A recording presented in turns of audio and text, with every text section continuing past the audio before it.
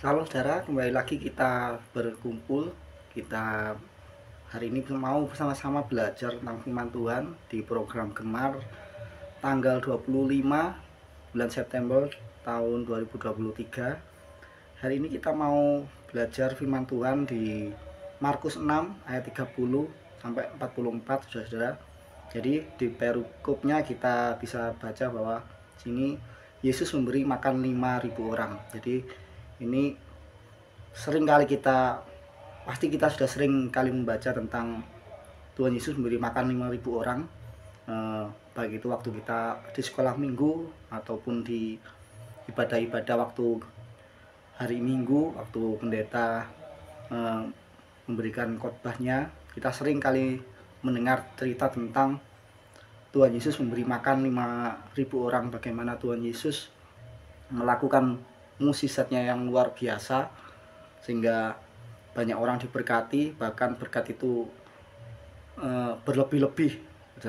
Nah, hari ini kita mau belajar bagaimana proses terjadinya mukjizat itu, bagaimana proses terjadinya berkat itu, sehingga 5.000 orang dapat menjadi kenyang, bahkan lebih 12 bakul. Nah, mari kita baca, saudara. Kemudian rasul-rasul itu kembali berkumpul dengan Yesus dan memberitahukan kepadanya semua yang mereka kerjakan dan ajarkan. Lalu ia berkata kepada mereka, marilah ke tempat yang sunyi supaya kita sendirian dan beristirahatlah seketika, sebab memang begitu banyaknya orang yang datang dan yang pergi, sehingga makan pun mereka tidak sempat. Maka berangkatlah mereka untuk mengasingkan diri dengan perahu ke tempat yang sunyi. Tetapi pada waktu mereka bertolak, banyak orang melihat mereka dan mengetahui tujuan mereka. Dengan mengambil jalan darat, segeralah datang orang dari semua kota ke tempat itu sehingga mendahului mereka. Ayat ke-34. Ketika Yesus mendarat, ia melihat sejumlah besar orang banyak, maka tergeraklah hatinya oleh belas kasihan kepada mereka, karena mereka seperti domba yang tidak mempunyai gembala. Lalu mulailah ia mengajarkan banyak hal kepada mereka. Jadi di ayat 34 kita bisa soroti bahwa awal mula dari berkat itu atau awal mula dari mukjizat itu adalah karena kasihnya Tuhan, karena ada belas kasihan Tuhan kepada orang-orang di tempat itu, pada jemaat tempat itu. Jadi ada kasih, ada belas kasihan dari Tuhan.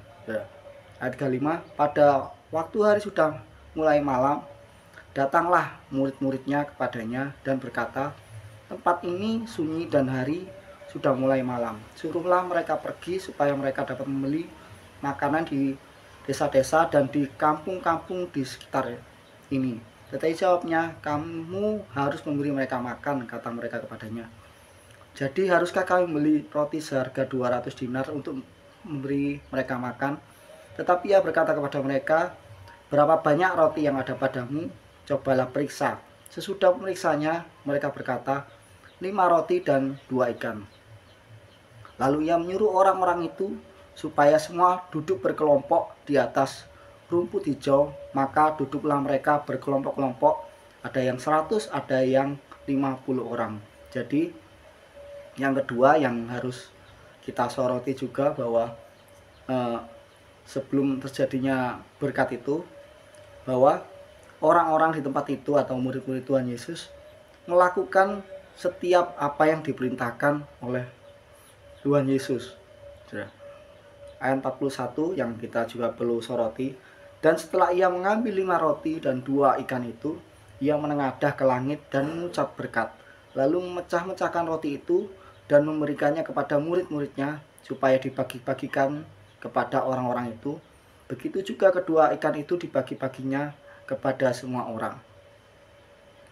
Nah, yang kita juga perlu soroti dari ayat 41 ini bahwa berkat yang ada waktu itu, jadi apa yang ada waktu itu yang mereka punya diberikan kepada Tuhan, dan Tuhan saat mereka menyerahkan kepada Tuhan, Tuhan mengucapkan berkat, dan disinilah terjadi mukjizat berkat yang besar. di ayat 42, dan mereka semuanya makan sampai kenyang. 43, kemudian orang mengumpulkan potongan-potongan roti 12 bakul penuh, selain daripada sisa-sisa ikan. Yang ikut makan roti itu adalah 5.000 orang laki-laki.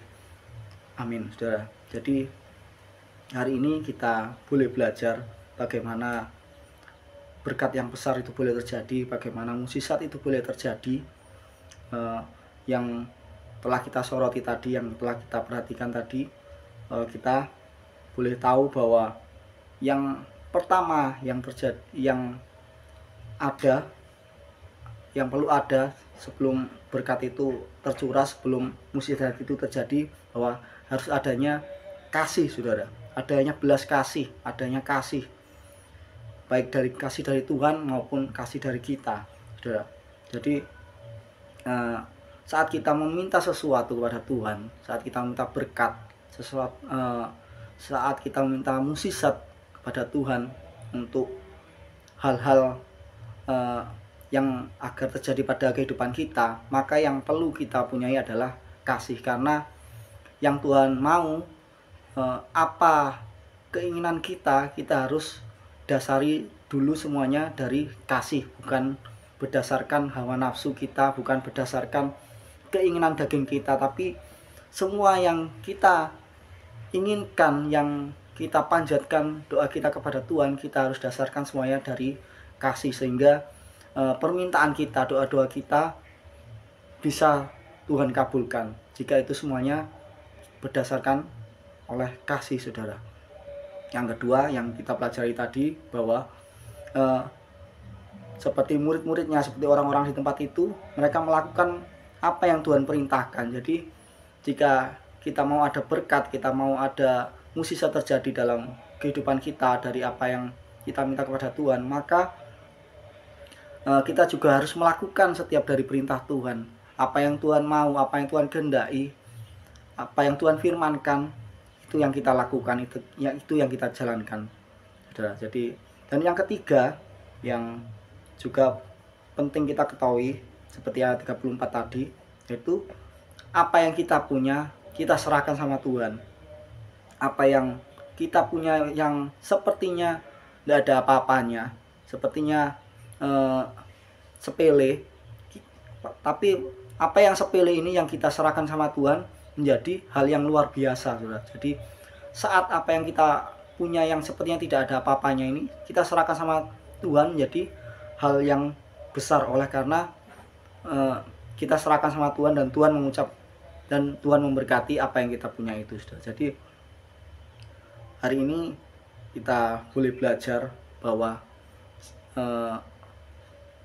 saat kita meminta sesuatu, saat kita meminta berkat, saat kita minta suatu mukjizat, yang pertama yang harus ada dalam diri kita adalah kasih. Jadi setiap apa yang kita minta harusnya didasari dari kasih. Yang kedua, kita harus melakukan setiap dari firman Tuhan, kita harus melakukan setiap perintah Tuhan dalam kehidupan kita. Yang ketiga, yaitu kita serahkan semuanya yang ada pada kita serahkan semuanya, kerinduan kita, cita-cita kita, kehidupan kita serahkan semuanya dalam tangan Tuhan. Dan saat itulah mukjizat itu pasti terjadi, saat itulah berkat yang besar itu tercurah dalam kehidupan kita. Amin, saudara. Demikian firman Tuhan hari ini.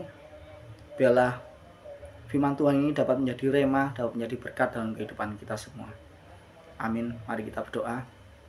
Tuhan Yesus Kristus, Allah kami yang kudus, Tuhan terima kasih, ajari kami untuk selalu meniru Engkau, melakukan segala sesuatu berdasarkan dengan kasih akan Engkau, kasih akan sesama, dan juga ajari kami untuk selalu menuruti segala perintah-Mu dalam segenap kehidupan kami, supaya kami selalu berjalan dalam track-Mu, dalam jalan-Mu, Tuhan.